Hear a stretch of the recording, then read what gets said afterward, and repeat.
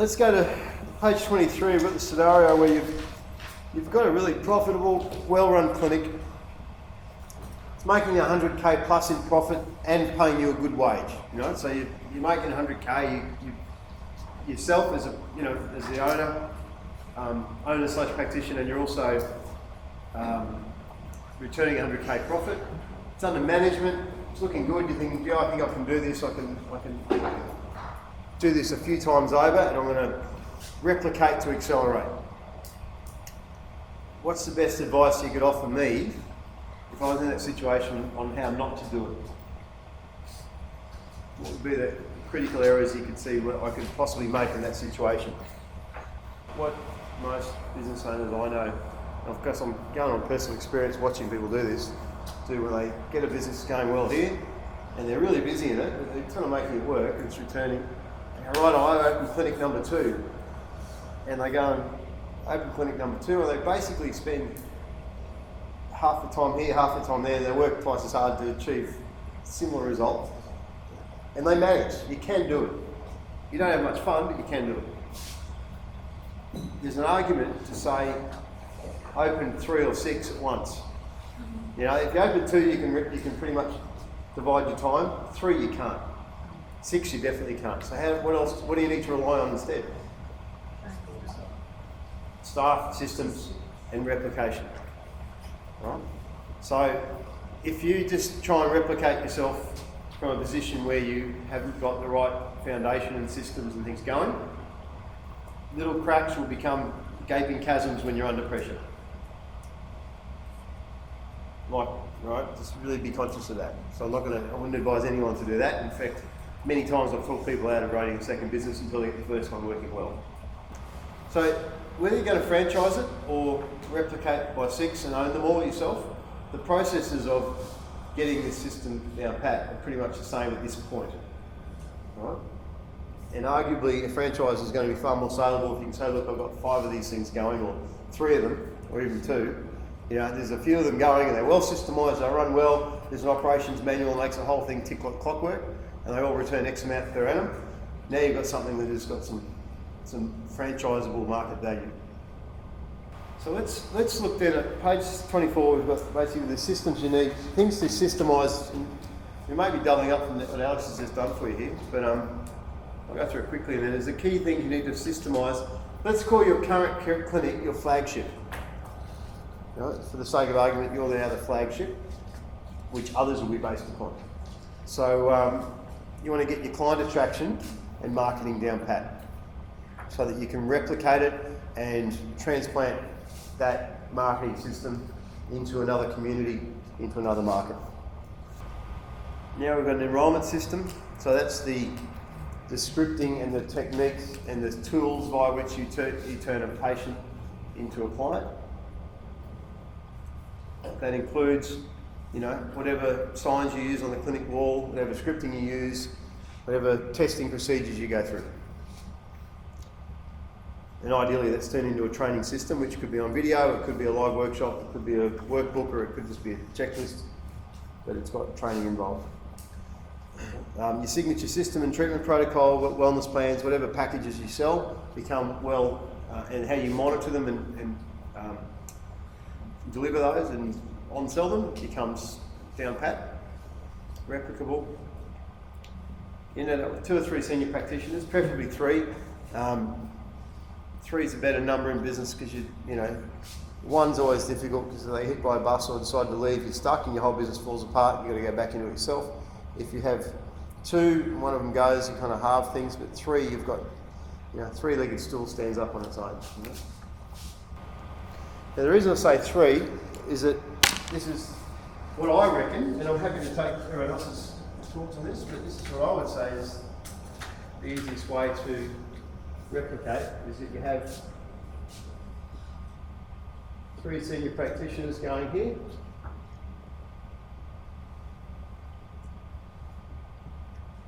In your clinic, and that's giving you a good result. And you're up here sort of keeping an eye on all of them. And this one, they start here, they get trained up and they become your senior practitioner, start making good money. The next thing for that person is obviously they say, well, I'm making good money in this clinic and I'm pretty good at what I do. Peter's really trained me really well on this. I'm an ambitious practitioner. What's my next step? Hey? Leave and start your own. Yeah, stuff you, Pete. I'll go, mate. Thanks for the training. I've had 3 years with you, mate. It's been great. That's your risk. So the opportunity, I guess, here is to say with this person, say, look, how about we take you out of here, we'll train this guy up into your role, take you over here, and we'll start Clinic B. And we'll chop it in half or come up with an arrangement whereby you can own part of it. You, personally, or your super fund could maybe buy the building it owns. So in other words, you've got the investment going on here, and your super fund owns that. Your clinician has all the systems and the ability to go and make this work and grow that into a multiple senior practitioner model there. And of course, you can then say the next, you can use that technique a number of times. So we'll call that the senior practitioner transplant technique. Next stage of the adventure here is to look at how you can take what's up here, what's working well in your practice, what you've developed, and sell your knowledge rather than your time. Which for me, given that I'm in that business, I can highly recommend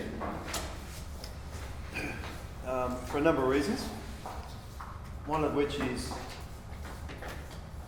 very low overhead, very low staffing. We don't need 4 walls to do it as a rule. There's no geographic limitation for the most part. Capability is limited only by, to a certain degree, by my time, but really, we sell one of our packages is a $1,000 home study pack, which you've sold all over the world. We had a sale the other day from California, and it goes out and we don't do anything about it. They get the benefit. Happens in the background. Literally the whole sales process is automated now. How cool is that? We're not even doing anything major to try and sell it.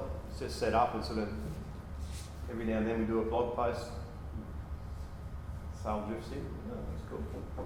So when we give it a big push, we're doing an event next week for the integrative doctors in Sydney. We have about 30, 25 doctors in the room, and we'll pitch a program which will be significant investment, half a dozen doctors, and that could be my income for the year. So, and that's coming from a bloke who ran a business that was 30 times bigger than your premises, with 5 times more staff and probably half the turnover in the past. All right. So I know what it's like to run a lot of complicated, have a high, the asset thing is high, and the investment, the return on investment can be low in a lot of cases in bricks and mortar businesses. This has some significant advantages. There's some disadvantages to it as well, and there's a skill set you need to be able to make this work.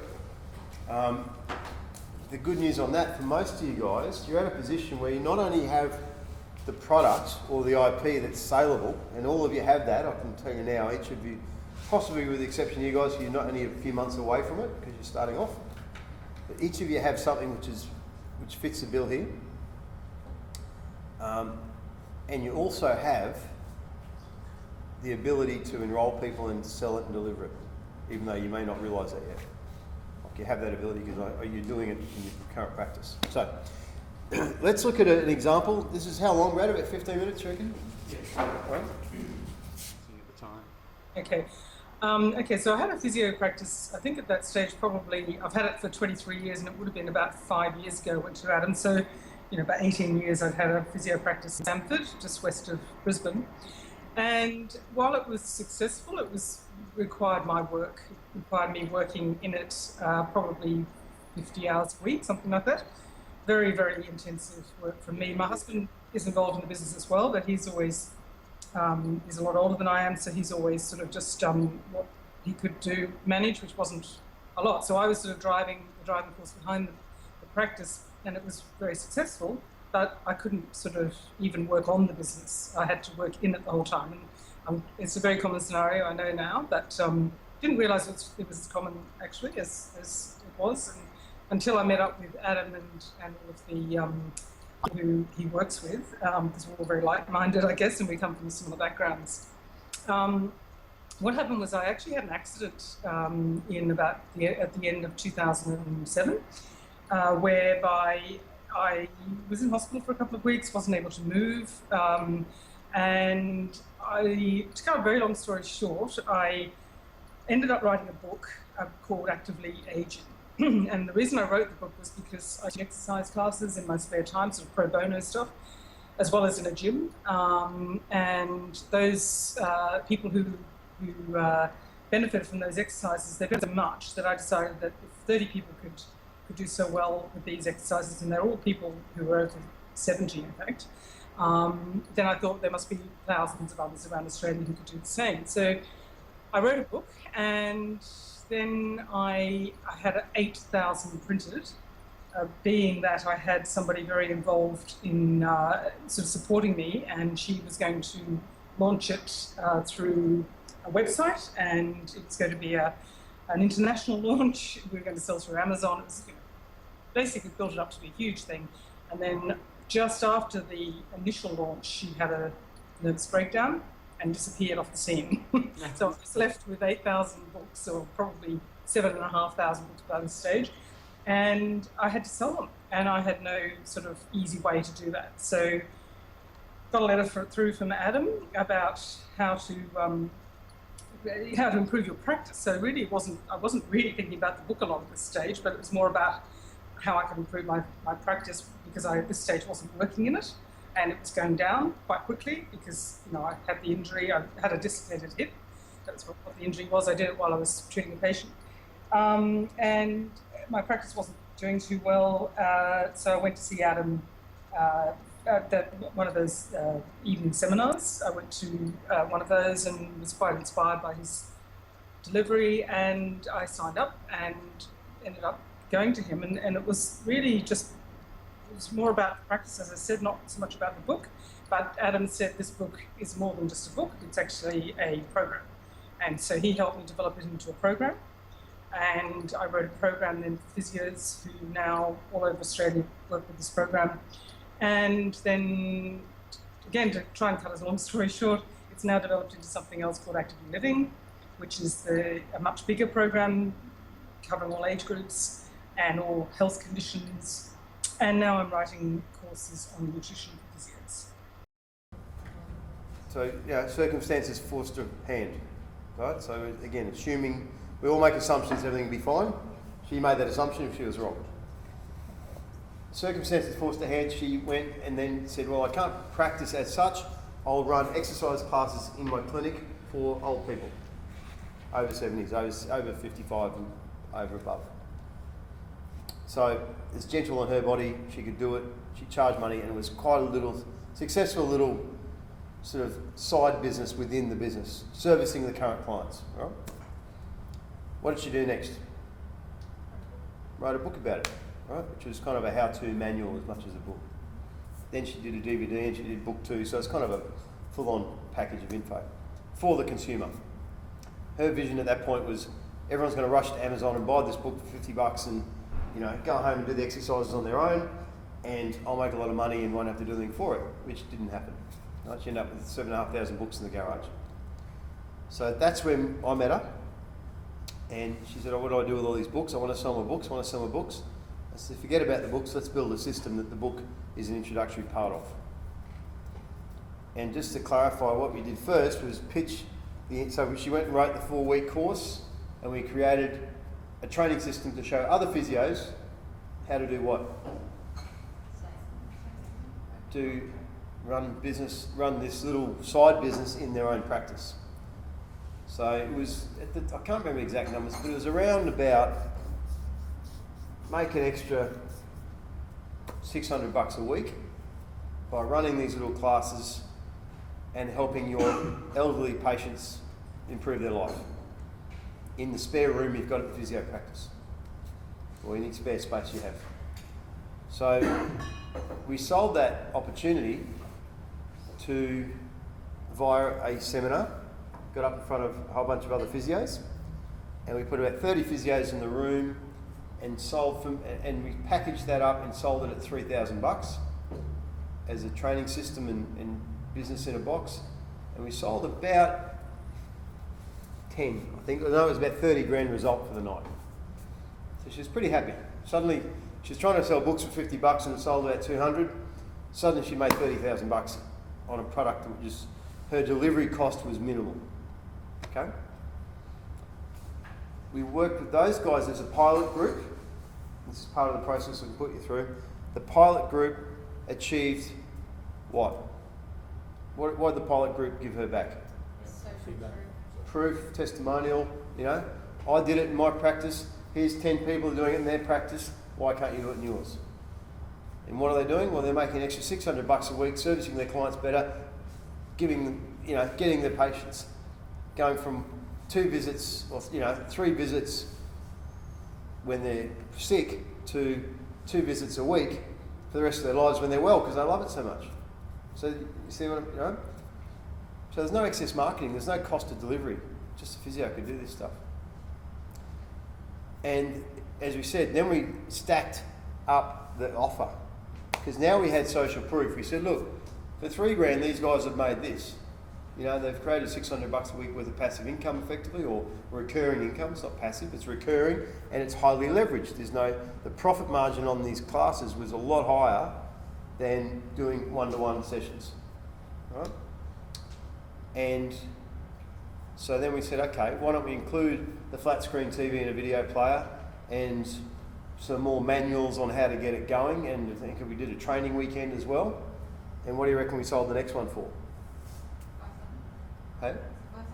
15,000. Right, so it went up to 15. And so good guess, but you know, so suddenly it was like, well, what's it worth to make an extra 30,000 or 40,000 in your practice over the next 10 years without any acquisition cost to the client? You know, it's about a 15 grand thing, and they could see they get the TV and the installation, it's all, and there was a hard cost of that of about 3 grand or 4 grand, I think, from memory. So that's sort of the process we went through, and that's what we're suggesting to you guys is available also.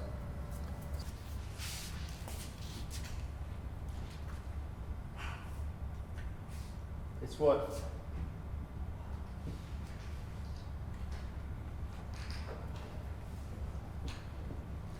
What do you want to give? And then we've got to consider what they want.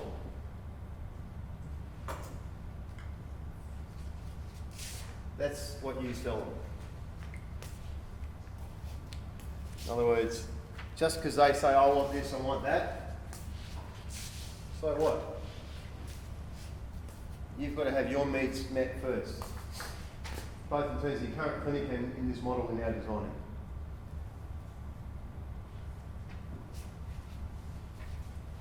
So in here is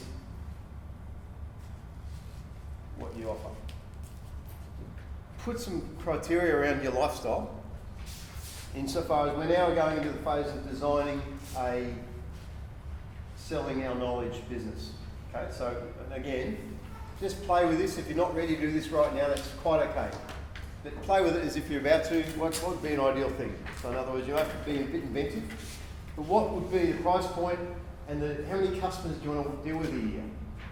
How many, you know, what price point do you need to get to bring it to your lifestyle? So, $2 grand, 1 day training. Sounds like a lot of money for a 1 day workshop with some webinar follow-up. I think it's 6 webinars across the year follow-up. But you notice now he's seen, 60 odd people go through that, just New Zealand alone.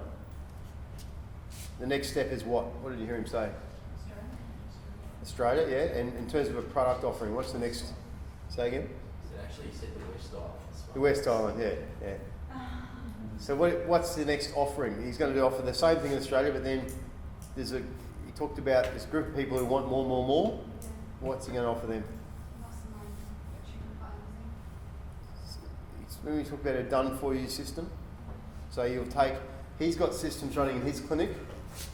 See, this is the differentiation, just as an illustration. You've got the one-day workshop, basically is you're a pharmacist, sit there and I'll teach you what you need to know across 6 different categories of health.